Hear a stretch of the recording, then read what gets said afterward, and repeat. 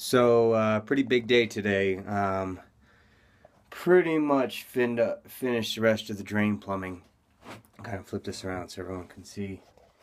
So basically here we have, I put an S joint inside this one just because it comes straight down into this PVC. So, you know, the P-trap wouldn't really necessarily work for this.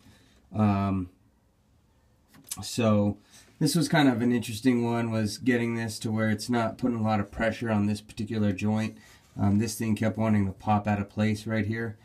Finally, what I ended up having to do is cut a whole bunch of this piece off and move this whole S joint higher and put in one of these kind of like accordion looking things so that I can have a little bit of leeway here on this joint. I'm just worried about that over time beginning to stress and starting to leak on these sides here, So, so that was an interesting one.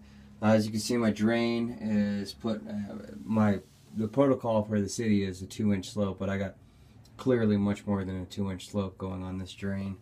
I got the P joint all fit in. I had some adapters that I had to put in there just to get this over down into this piece. So the adapters were an interesting piece. Here's what the adapter looks like. It's just a thread on one side and just kind of this plug on the other. And so I had this is a male adapter, that's a female adapter, this one's a male adapter. So I had a bunch of these that I had to run through, these adapters. I got one there and I got one over on that side. And a couple extensions from this P-trap. Went into the P-trap, did a bunch of cutting along this to make sure that everything lined up. Everything lined up pretty well. I got a metal nut on the bottom of the sink. Sink fit in real well as well.